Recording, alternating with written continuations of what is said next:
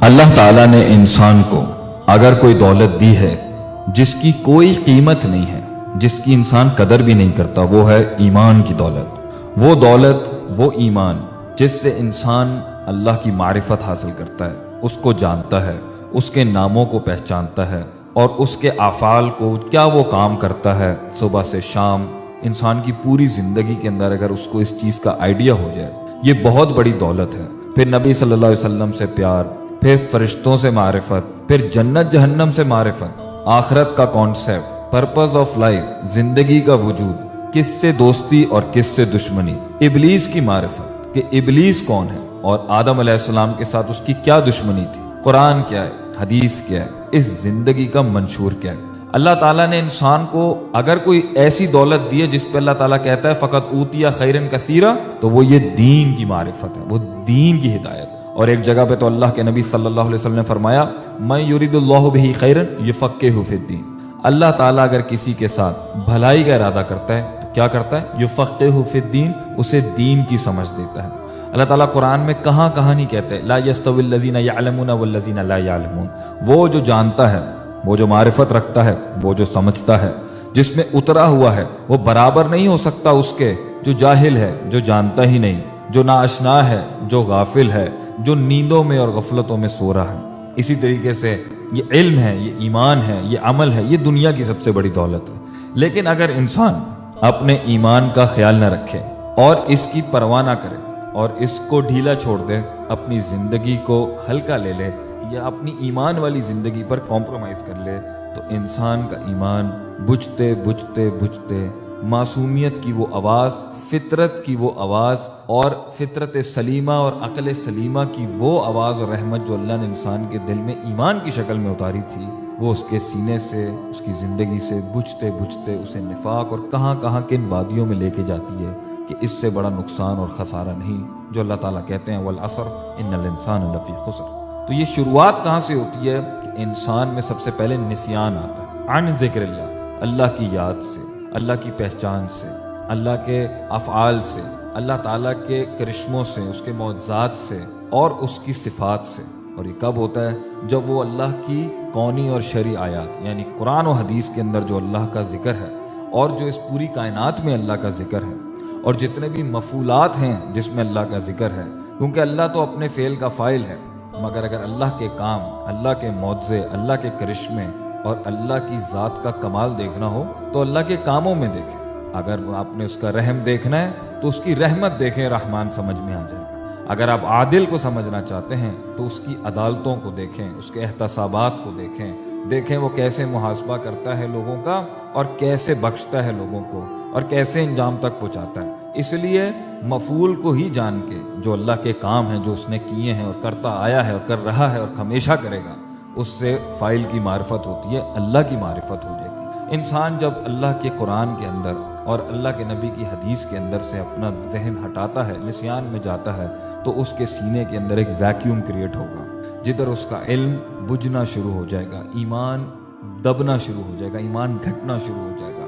اور یہ دوسرا نسیان بن جاتا ہے کہ اگر انسان اللہ کی مخلوق میں غور و فکر چھوڑ دے، افلا ينظرون الى الابل كيف خلقت والى السماء كيف رفعت والى الجبال كيف نصبت والى الارض كيف سطحت۔ آسمان، زمین، اونٹ، مکھی، مچھر، اللہ تو کن چیزوں کا ذکر نہیں کرتا کہ دیکھو ان کو، غور سے دیکھو۔ لیکن جب یہ نسیان بڑھتا جاتا ہے تو یہ انسان میں دوسری بیماری، دوسرا سٹیشن لے کے آتا ہے اس کے ایمان کا، وہ ہے استوحش من اللہ۔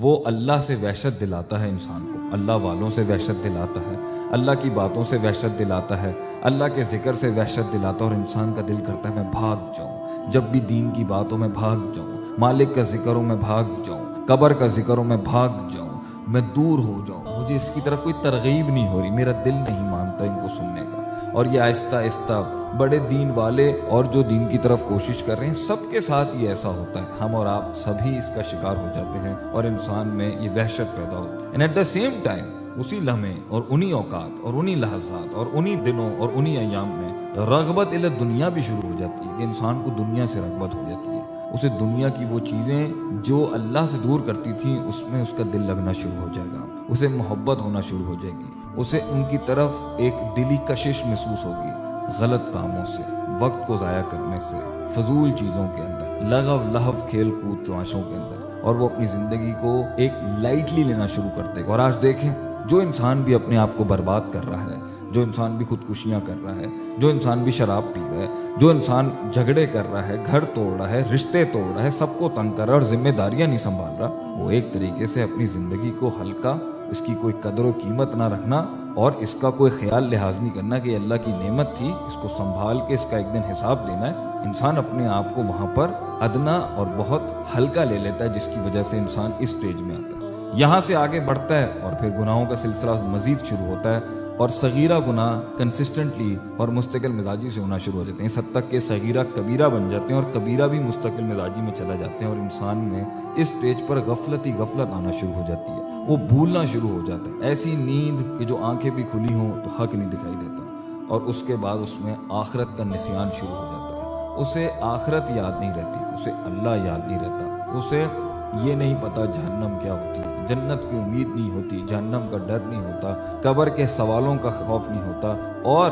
روز محشر اور ایک دن جو ہم نے اللہ کے سامنے آتا ہے وہ اس نسیان میں چلا جاتا ہے۔ اور آگے کیا ہوتا ہے؟ وَتْمَأَنُّ بِهَا، اس میں ایک طمانینت آ جاتی ہے، ایک اطمینان آ جاتا ہے دنیا کے اوپر، یہ دنیا جو فانی ہے، جس میں خوف ہے، غم ہے، دھوکے ہیں، بے وفائیاں ہیں، اور اس کے اندر کامیابیاں بھی ہیں، مگر اگر وہ عقیدے اور نظریے کے ساتھ ہو، ورنہ تو ایک قانون کے مطابق آپ جتنا کھائیں گے، جتنا کنزیوم کریں گے، وہ آپ کو اس کے اندر سے آپ کو سکون دینے والا وہ مادہ ہی ختم ہو جائے گا، لیکن انسان کا پھر دل لگنا شروع ہو جاتا ہے۔ وَتْمَأَنُّ بِهَا، سورہ یونس میں اللہ فرماتے ہیں کہ اس کا دل میں اطمینان آنا شروع ہو جاتا ہے، وہ اس کے اوپر ٹھہرنا شروع ہو جاتا ہے، اور وہ دنیا کی چیزوں پر راضی ہونا شروع ہو جاتا ہے، اور پھر اس کے بعد اس کے پاس وہ باطل دلائل ڈھونڈنا شروع کرتا ہے تاکہ وہ حق سے بھاگ سکے، اور اپنے اندر دلائل ڈھونڈ رہا ہوتا ہے کہ نہیں، ایمان کی زندگی کے اندر یہ مسائل ہیں، ایمان میں یہ سختیاں ہیں، ایمان کے رستے میں یہ نہیں ملتا، ایمان کے رستے میں کوئی مزہ نہیں ہے، ایمان کے رستے میں کوئی سکون نہیں ہے، دیکھیں دنیا میں ترقی بھی کرنی ہے، جینا بھی ہے، معاملات بھی کرنے ہیں، حساب کتاب بھی کرنے ہیں، اور پھر آگے سے اس کا دل فی قلوبہم مرض، مریض ہونا شروع ہو جاتا ہے، فزادہم اللہ مرضا، اور اس کے دل کے اس مرض میں زیادتی ہونے لگتی ہے، اور پھر نفاق اصغر اس کے دل میں آنا شروع ہوتا ہے، جو نفاق اکبر بن جاتا ہے، مائنر ہپوکریسی، مائنر نفاق میجر نفاق بنتا ہے، جب اذا حدث کذب، جب بولے گا جھوٹ بولے گا، وَإِذَا عَهَدَ فَجَرَ، اور جب عہد کرے گا، کمٹمنٹ دے گا تو اس وعدے کی خلاف ورزی کر دے گا، وَإِذَا آصَمَ فَجَرَ، اور جب جھگڑا کرے گا تو گالم گلوچ، زبان یہاں سے بد تہذیب اور بد اخلاق زبان انسان کی ہو جاتی ہے، اور اس کے آگے ایک ایسا دل کا معاملہ آتا ہے جسے ذیغ القلوب بھی ہم کہتے ہیں، جس کی ہم دعا بھی مانگتے ہیں، ربنا لا تزغ قلوبنا بعد اذ ہدیتنا، اللہ ہمارے دل کو نہ پھیر دیں بعد اس ہدایت کے، اور استقامت کے اس لیول پہ آ کے بالکل پرخچے ہی اڑ جاتے ہیں کہ انسان کبھی آتا ہے کبھی نہیں آتا، کبھی نماز پڑھتا ہے کبھی نماز نہیں پڑھتا، کبھی جمعہ پڑھتا ہے کبھی نہیں پڑھتا، کبھی قرآن پڑھتا ہے کبھی قرآن نہیں پڑھتا، کبھی سچ بولتا ہے کبھی جھوٹ بولتا ہے۔ یہ آخری سٹیجز ہوتی ہیں اس حد تک کہ انسان کے دل پہ ران، دل کے اوپر ایک زنگ اتنا ہو جاتا ہے، اور پھر حتی تعلق قلبہ، اس کے دل کے اوپر کالک ہی کالک چھا جاتی ہے، حق کی معرفت کھو بیٹھتا ہے، منکر کی معرفت کھو بیٹھتا ہے، حق کو منکر جانتا ہے اور منکر کو حق جانتا ہے، معروف کو منکر سمجھتا ہے، منکر کو معروف سمجھتا ہے، نیکی کو ناکامیابی سمجھتا ہے اور برائی کو کامیابی سمجھتا ہے، اور انسان کا ایمان جب یہ گچ مچ ہو جائے اور حق باطل کی اسے تفریق نہ ہو، اور وہ نسیان میں، غفلت میں، معصیت میں، کبائر میں ڈوبا ہوا ہو، ہدایت آنے کے بعد یا آئی بھی تھی یا اس کو دھتکار دیا، یا زندگی بھر یہ معاملات ہی سمجھ میں نہیں آئے کہ حق کیا ہوتا ہے، باطل کیا ہوتا ہے، زندگی کیا ہوتی ہے، مقصد کیا ہوتا ہے، لوگ کیا ہوتے ہیں، حقوق کیا ہوتے ہیں، اللہ کیا ہوتا ہے، بندے کیا ہوتے ہیں، آخرت کیا ہوتی ہے، دنیا کیا ہوتی ہے، مقصد کیا ہوتا ہے، انجام کیا ہوتا ہے، اس سے بڑی ایمان کا نقصان اور ایمان کا کم ہونا انسان کا سب سے بڑا خسارہ ہے۔ اللہ تعالیٰ ہمیں ان سارے سٹیجز میں، جن درجوں میں سے ہم گر کے اپنے ایمان کو اس کا نقصان کر رہے ہیں، ہمیں اس کو احسان کے درجے پر، ایمان کے درجے پر، اسلام کے درجے پہ پہنچانے کی توفیق اور محنت کرنے کی توفیق عطا فرمائے، آمین۔